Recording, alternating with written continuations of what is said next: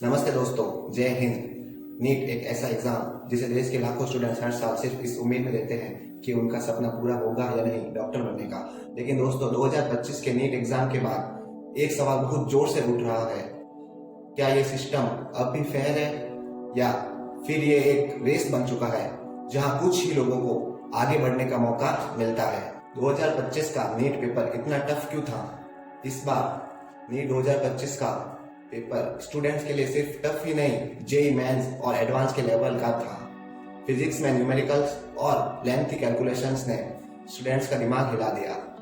सिर्फ स्टूडेंट्स ही नहीं, top coachings के टॉप एक्सपीरियंस्ड टीचर्स भी यह मानते हैं ये पेपर इतना अनप्रेडिक्टेबल था। फॉर्मूला एप्लीकेशन नहीं, बच्चों को सोचना पड़ रहा है, उसके बाद फॉर्मूला को सोच के डेवलप करना पड़ रहा है, फिर क्वेश्चन को सॉल्व करना पड़ रहा है।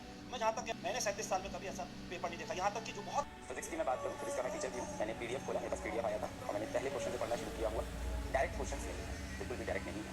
एक क्वेश्चन के अंदर मल्टीपल कॉन्सेप्ट्स डाले गए। अपना लेवल जेई मेन से बहुत ऊपर कर दिया इस बार। इतना ही नहीं दोस्तों, बायोलॉजी जो नीट का स्कोरिंग सब्जेक्ट माना जाता है, उसमें भी कंफ्यूजिंग स्टेटमेंट्स और क्लोजिंग ऑप्शंस ने इतने टाइम और कॉन्फिडेंस दोनों तोड़ लिए। अब सवाल ये उठता है, नीट एक मेडिकल एंट्रेंस है, इंजीनियरिंग का नहीं, तो फिर जेई लेवल के क्वेश्चंस क्यों इसमें आए? आखिर क्यों किया एनटीए ने ऐसा? एक्सपर्ट्स के मुताबिक शायद एनटीए ने पेपर इसलिए टफ बनाया ताकि कट ऑफ कंट्रोल में रहे, क्योंकि हर साल कॉम्पिटिशन बढ़ रहा है और स्कोर्स आसमान छूने लगे हैं। एनटी ने ऐसा करा, क्या लगता है सर? मतलब किस चीज का लिया भाई? लास्ट ईयर सुप्रीम कोर्ट में चिल्ला रहे थे कि नंबर आ गए, कोई वैसे बोला अब आगे बता। तो भाई ये कहानी में करे तो सब बवाल करे लास्ट के भैया। अरे एडिटर, ये क्यों दिखा रहा है?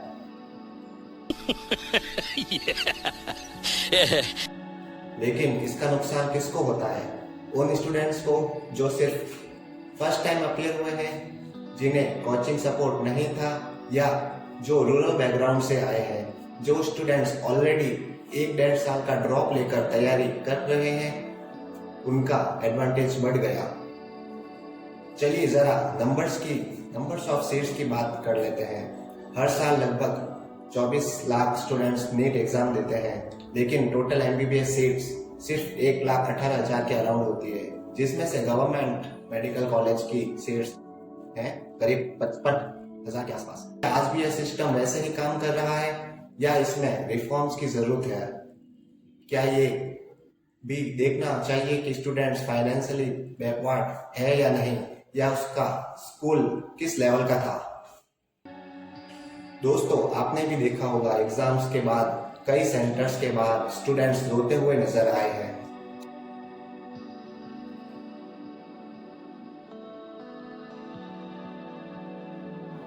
क्या ये सिर्फ पेपर टफ होने का रिजल्ट था या सिस्टम के अनफेयर होने का असली दर्द था जो उनकी आंखों में दिख रहा है?